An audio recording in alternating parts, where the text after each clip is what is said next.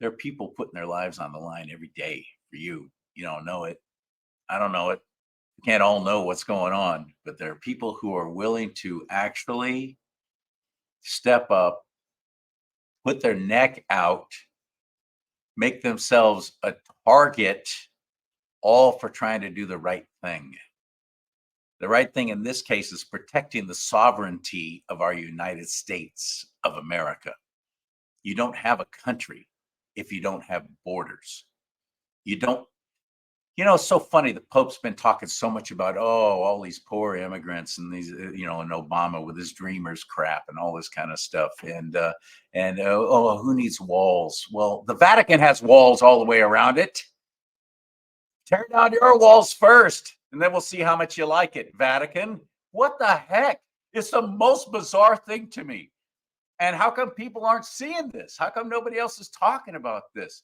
We have a sovereignty to protect our nation, United States of America. Yes, we welcome immigrants. Obviously, this country is built on that. We immigrated from Europe, for heaven's sake, came over on the Mayflower, just because we were looking for some true freedom of religion. This is a Christian, regardless of what Obama said, this is a Christian nation. That's how it was founded, on those Christian principles. And there are people who want to protect that. There are people who are putting everything on the line, including their own safety, their own health, their own fortune, their family. They're giving it all up to say, here's the line in the sand. We're not going to take it anymore. And that's who I want to introduce to you now on today's Do Not Talk. His name is Johnathon Townsend Alexander. Hello, Mr. Alexander. Welcome to the show. Well, it's an honor to be here. Appreciate you having me on. Honor. Did you hear that, Kurt Deshawn? Put that in the log again, that once again, we've had somebody say, hey, it's an honor to be on the show. We don't have that very often, Johnathon, so that's why we make a note of it. You have a path, don't you? You have a calling. What made you step up and say, we got to gather some people at the border and actually show a sign of strength? If our own government's not going to do it, we, the citizens, need to step up and do it, aren't you? Well, Charlie, I have the live border news. I also post all over yournews.com. It's a national news database. But one of the things that got me involved in this, I got tired of all the corruption on both sides of the aisle. And I'll beat up on the Republicans just as much as I'll beat up on the Democrats. Both sides have allowed this kind of an invasion on our borders. Um, you know, we have enough fentanyl just coming through our borders in Sasebe, Arizona, Tucson sector each and every day to kill every last man, woman, and child here in America. That's a lot. That's a lot of drugs pouring through our And it's borders. here now. It's here now. Unaccounted for, obviously. We have over 100,000 people, our fellow American citizens, dying of fentanyl, including I have friends who have lost family members. They were doing drugs, but there's fentanyl being put in other things too, and it's not an accident, is it? It's not an accident. One of the things, I just had a meeting with Homeland Security down there on the borders, and I brought it to their attention. I said, you know what? I said, no offense. I think you guys are all dumber than a box of rocks. And I called them out on it. I said, we've got enough fentanyl already sitting on American soil to last for over 100 years. We've got enough fentanyl coming through our borders daily, like I said, to kill every last man, woman, and child here in America. That tells you one thing. I'm also a private investigator, so I don't just report the news, I investigate it. So if you've got so much drugs already in our country, there's no money in it. The money market's out. They've got to slice one another's throats just to make a dollar. So why are they trafficking in so much fentanyl? Nobody Right. wants to talk about this. So what I told them, I said, here's what my prediction is. If they were to hit our water supply, our food supply, There it is. use it in crop dusters in a liquid form, There it even is. put it in drones, fly it over steams, whatever. If they did that all simultaneously on the same day, all across America, by the time the American people realize what the heck just happened to us, I would say we're going to have over 60 million dead, at least. This is a poison. And you can't even use drug sniffing dogs. It's pretty much tasteless and odorless. And if a dog did get close enough to be able to sniff it, that dog's going to die.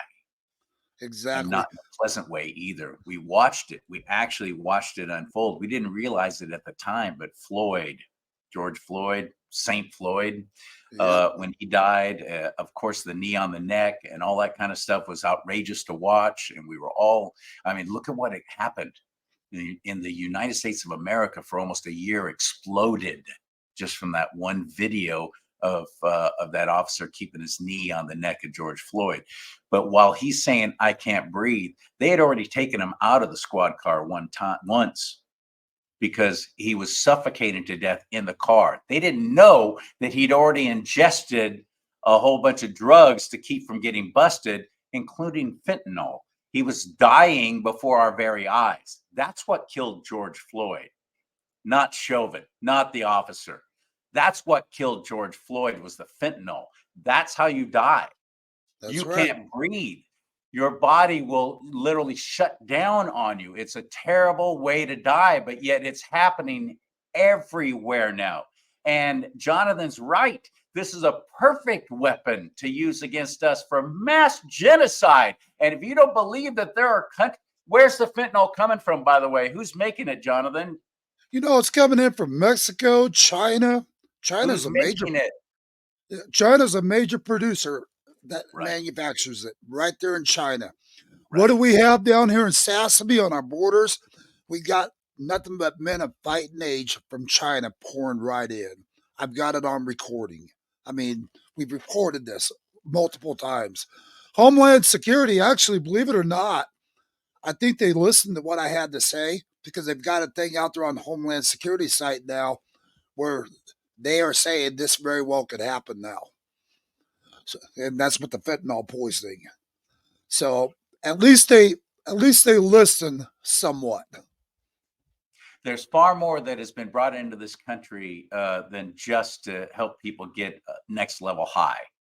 And I Yeah. understand it's euphoria that they absolutely crave. I mean, this is above and beyond anything that you could get from heroin and a whole lot cheaper. Yep. And that My, yeah, this is the new crack cocaine right here, that's this right. fentanyl. And My other concern, Charlie, down here on the borders, and I want to get this out there to all of America. I mean, we've got little children that are being sex trafficked right through the border. I've got children as young as 4 years of age that's come to that border smelling like semen. You knew what happened to those children. I mean, the American people need to hear the truth. I mean, we've well, while got we're women. telling them the truth, Jonathan, why don't you explain what a rape tree is? Yep. A rape tree is where they're sitting there. They'll take their panties, their bras, whatever, and they'll throw them right up in the tree as a souvenir for the cartel. That's what it is. That these guys thrive on creating harm, devastation, murder. Even little children are being beheaded because families refuse to give up their children for sex trafficking. The cartel will just sit there and behead them and say who's next. I mean, I actually gave that presentation out in Boise, Idaho at the state capitol when they had me fly in last year to give them an update on the border. So this is something that happens quite often down there on the borders. None of your news channels will cover it. No. I And mean, a lot of that is because the people who, if they do cover it and they do start showing these kind of things, we get outraged. How yep, dare you show that? How dare you bring that into my home? How dare you make me aware of what's going on? I was perfectly happy without knowing all that's happening right now. Are you a believer, Jonathan? I'm a grateful believer. This is part of my calling, is God's calling for me to do this work down on the borders. Would what's And happening down there, would you classify that as downright satanic? not just satanic, it's a complete invasion as well, Charlie. I want to get this out to all of America. Everybody thinks we're being invaded as far as on our borders. America is at war.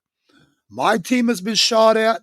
We just had a man that I reported on that was traveling back from Mexico. He worked on the Mexico side. He's an engineer over there building houses and stuff on the Mexico side. He's on his way home to see his son on Christmas Eve on Christmas Eve. Yeah, the cartel shot his vehicle full of holes. I think they shot it like 16 times. It's right there on my Facebook. Anybody on Facebook could go to under Johnathon, Townsend, Alexander. It's right there. But so they shot his truck up 16 times. He got shot multiple times as well. He's lucky to even be alive. But Right. this is happening every day. We've got Border Patrol getting wounded in the line of duty. We've had Border Patrol fatalities. Why are you not seeing this all over your news channels? Right. Because it doesn't meet their agenda there. That's why. And what is their agenda? I think right now, I truly have to say, in my opinion, this is intentional because if they have this invasion on our borders, they take out the strongholds here in America, which is what I call the patriotic communities. From that point, they can just walk on in and it's over. Everybody's There worried about election fraud and all this crap out there that excuse my mouth, all this garbage out there on the internet, that you're seeing, or how Trump's in control. First of all, Trump was in control. I don't think our borders would be wide open and being invaded. I think he would already wipe the cartel out. But second of all, it's up to the American people for our voices to be heard. That's where we're at right now.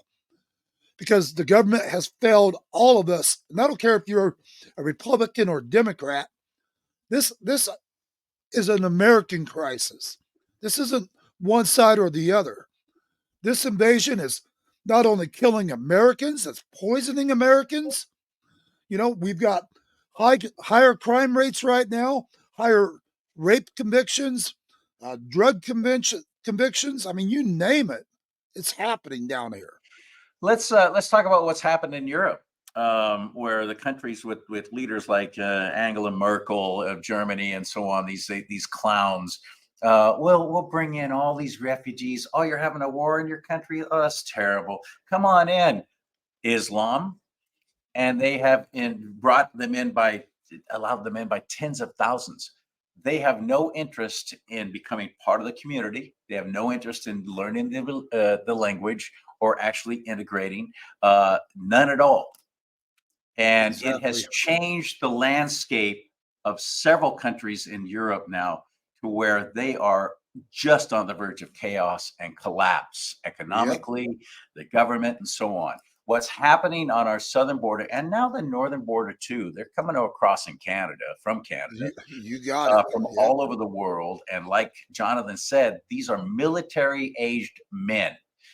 They're coming across this border with ill intent. This is not an accident. This is to upset what has built and made this country great and to turn it upside down. We have, last count, over 7 million just since Biden has taken office are here illegally. Those are just the ones we know about. Yep. And the numbers are growing every day. I mean, They're just going yep. to vote. They're Yep. going to be granted some sort of amnesty before Biden is out of office. Mark my words. Yeah. And it's going to be one of those things like, oh, well, it's done. Okay, we're just going to have to deal with it now. And these people will vote against their own religion because they're predominantly, at least the ones from Central and South America, are Catholic. They're voting against their own religion to side with a party that is pro-abortion, pro-homosexual marriage, going against their religion because they know where the freebies come from. And they've already crossed over here illegally. Oh, they're just dreamers. They're wanting a better life. They're escaping some economic hardships and so on and so forth. Well, you know what you do? You get involved and you vote against that. And you start getting involved with your own country and making your own country better instead of coming here and grabbing all the freebies you can, which is what's going on. And if that makes Correct. me sound a racist, well, which race is it that I'm being racist against? Because there's all kinds of people from all over the world who are coming here illegally. I'm talking about the sovereignty of the United States of America, and you don't have a country if you don't have borders. I love to see your passion, Charlie. Hey, I want to make something clear. We've got over 150 countries pouring through our borders as we speak. Right now, we've got my last report down there. I've got live footage of nothing but Africans coming through. I mean, they're coming in from Haiti, Afghanistan, Iraq, Iran, you name it. They're coming through the borders. Border Patrol. We met with Border Patrol, by the way, on our way back from the border to where one of their people, who's one of my intel guys, I'll just say, that gives me information, said, "Hey, by the way, we've got this private facility that just went up right in between Phoenix and Tucson." So I took the senator there with me and some other people that were on that trip to the border. We did a surprise visit on them because right now we've had trainloads of illegals being trained into over into Tucson, and surprisingly, not surprisingly, should I say, right behind the border patrol facility is a train yard. So there we are, sitting there talking with the border patrol agent. He flat out says, "My hands are tied, such and such. I'm just trying to make it to retirement." He says, "We're." I said, "Well, where's the National Guard guys at?" Hmm. He flat out Oh, admitted they're because processing. yeah, They're they're because they're because they're when in you a tent listen to processing people, filling yeah, out paperwork. because when you listen to Governor Hobbs says she's got National Guard right down there on the border. That's a Oh, that's flat that out idiot lie. So who just stole the election from Kerry Lake, governor of so Arizona Hobbs. Yep. Yeah, So Katie if you're Hobbs. listening, Governor Hobbs, I'll call you out right here and now. You're nothing but a liar. Get You, her. she most certainly does not have National Guard down there. The senators got to see it for themselves. The National Guard, the Border Patrol agent outside of Tucson, right there, flat out admitted that the National Guard is in the facilities only. They're not allowed to be armed. So they disarmed our National Guard. Yep. My question is, National Guard's a part of our military. Why would you sit there and take an unlawful order that goes against the Constitution? Because either way you look at it, they're assisting with a foreign invasion. If they're processing them, if they're helping transport them to the airports, to the Yep. bus stations, Yep. whatever, as far as I'm concerned, you should be held accountable for treason. And don't get me wrong, I love our military, but anybody that goes against the Constitution in this category, when you take that oath does not expire. Why are they assisting with a foreign invasion and they know it? You're absolutely right. And the only order you never have to obey is an unlawful one. Yep, exactly. That's an The unlawful order. military tribunal court has no room for ignorance. Right. And I'd love to see these guys held accountable for their actions as So well, would I.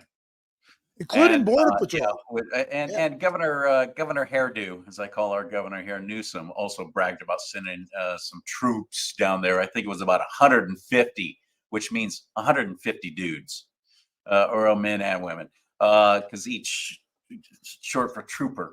yeah, So when they go 150 troops, wow, that sounds like a lot. No, it's 150 people he sent down there, and that's exactly what they're doing. They're processing paperwork on our tax dollars. And for that's over right. 2 years now, I've been calling out our U.S. military for using military planes and vehicles to transport people to other states to just drop them off there, all red states, until the governors of these red states started saying, "Oh, no, you don't," shipping them at their own expense to other Yep. cities who claim to be sanctuary. And we're watching them freak out now, like New York, Chicago, San Francisco, Sacramento. It's hilarious. I just love that the governors are doing this. Bring it. Keep doing it. You want to keep on bragging about being sanctuary? Well, come on. Let's see Yep. how good you are at it. And they're Hey, freaking. Charlie, I've got something to raise everybody's blood pressure. So I've got friends in law enforcement down in LA. It, uh, the law enforcement around the country, they're actually recruiting these illegals now. They're allowing them to get deputized in Yep. law enforcement, In go through California, they're running academy. for office and holding office. And here's the thing. Can you imagine an illegal pulling you over for whatever reasons, an illegal wanting to arrest you when you're nothing but legal?